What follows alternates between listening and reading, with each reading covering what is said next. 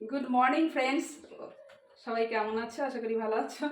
আর আমিও ভালো আছি। আর সকালবেলায় দেখো কলসি ভরে জল নিয়ে আসলাম, আর আশিপাশি সব সেরে ফেলেছি।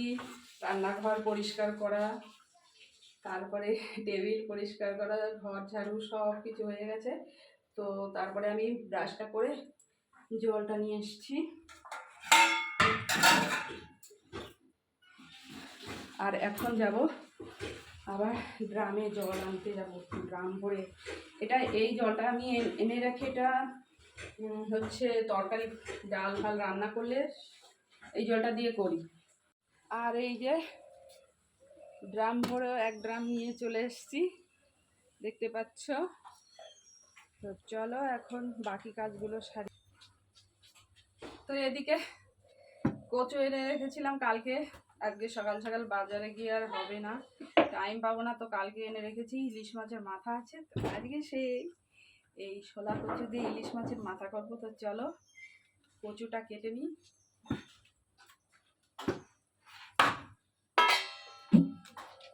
তো প্রথমে কচুটা আগে আমি কি করব, ডগাগুলো এভাবে কেটে নেব, নিয়ে ধুয়ে তারপরে তেল লাগবে কি করতে, দেখো তেল লাগে নাকি, কি বলছে আমার মেয়ে। কি কাঁঠাল ইঁচড় তো কবে দেখেছিস তেল নিয়েছি? আমি কোনোদিন তেল নিয়ে কাটি না। তো এই যে,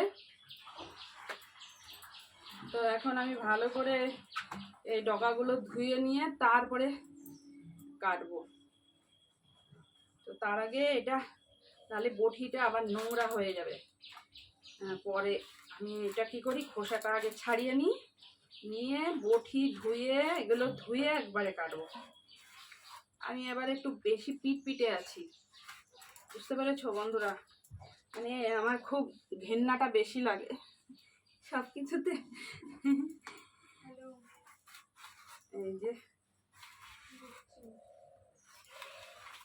এই কচুর মুখের অংশটা খেতে, তোমাদের ভাজি খেতে কেমন লাগে বলো, কমেন্ট করে বলো।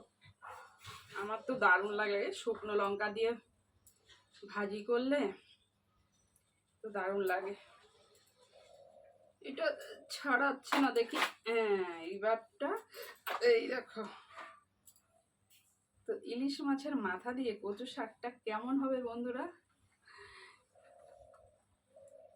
তো চলো এবার এগুলো ধুয়ে নিই, ধুয়ে তারপরে কেটে নেব। বটিটাও ধুতে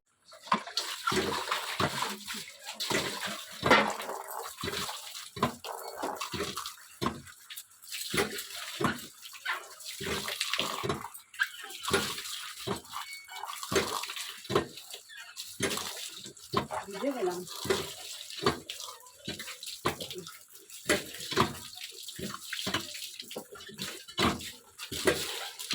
তো দেখতে পেলে ধুয়ে নিয়েছি। এখন আগে রুই মাছের মাথা দিয়েও খুব ভালো লাগে, আর ইলিশ মাছ হলে তো কোনো কথাই নেই।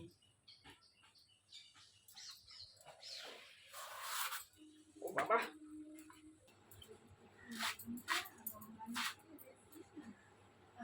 চলো বন্ধুরা দেখো কচু শাকটা কাটা হয়ে গেছে। আর এখন আমি এগুলো পরিষ্কার করব, করে তারপরে রান্না বান্নার দিকে যাব। তো চলো ভিডিওটা এই অবধি, দেখা হবে নেক্সট ভিডিওতে। টাটা।